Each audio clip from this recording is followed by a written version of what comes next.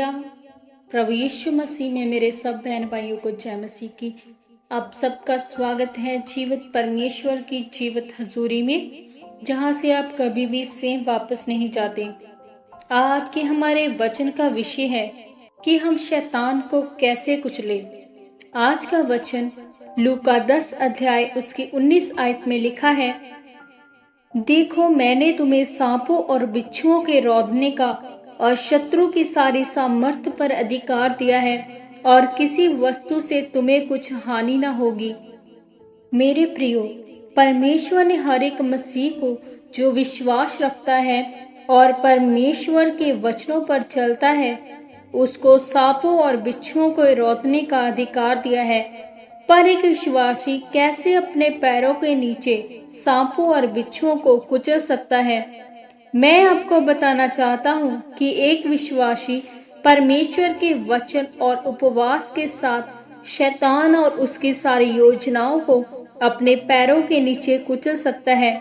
जैसे हम पवित्र बाइबल में मत्ती, मरकुस, लूका और यूहन्ना में प्रभु यीशु मसीह के बारे में पढ़ते हैं कि प्रभु यीशु मसीह ने लंगड़ों को चलाया, मुर्दों को जीवित किया, कोढ़ियों को शुद्ध किया और बुरी आत्माओं से जकड़े हुए लोगों को आजाद किया।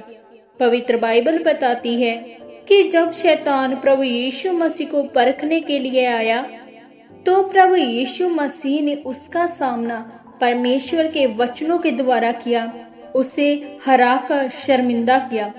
वैसे ही जब एक लड़का जिसको मिर्गी के दौरे पड़ते थे और वह दुष्ट आत्मा से जकड़ा हुआ था, उसको प्रभु यीशु मसीह के चेले चंगा न कर सके और उस दुष्ट आत्मा को नहीं निकाल पाए, उस समय प्रभु यीशु मसीह ने अपने चेलों से कहा कि तुम लोगों के विश्वास की कमी के कारण और बिना उपवास और प्रार्थना के कारण तुम उस दुष्ट आत्मा को नहीं निकाल सके। फिर उस दुष्ट आत्मा को प्रभु यीशु मसीह ने डांटा और वो उसमें से निकल गई। इसका मतलब आप तब तक शैतान को अपने पैरों के नीचे नहीं रौंद सकते जब तक आप विश्वास, प्रार्थना और उपवास में पूरे और मजबूत नहीं हैं। आज लोगों के जीवन में शैतान क्यों काम कर रहा है? उसके जीवन में बीमारी, परेशानी और मुसीबत क्यों है?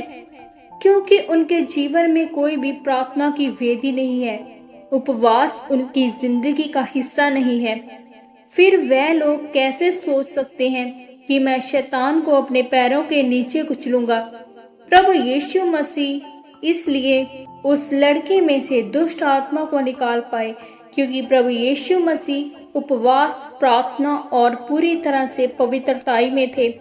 उसी तरह अगर आप भी उपवास, प्रार्थना, विश्वास और पवित्रताई में पूरे होंगे, तो फिर ही आप शैतान को अपने पैरों के नीचे कुचल पाएंगे।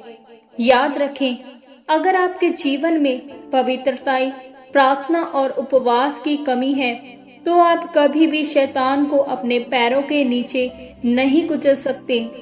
इसीलिए मेरे प्रियो, अगर आप अपने जीवन में परेशानी, दुख और मुसीबत से आजाद होना चाहते हैं, तो अपना ज्यादा से ज्यादा समय परमेश्वर की हजूरी में बिताएं, उपवास करें, पवित्र बाइबल के वचनों को पढ़ें और अपना जीवन पवित्रताई में बिताएं, ताकि आप भी प्रभु यीशु मसीह की तरह शैतान को अपने पैरों के नीचे कुचल कर हरा सकें और एक आशीषित और सामर्थ्य जीवन जी सकें।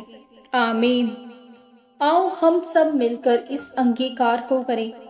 सर्वशक्तिमान परमेश्वर, मैं आपके इस वचन के लिए आपका धन्यवाद करती हूँ।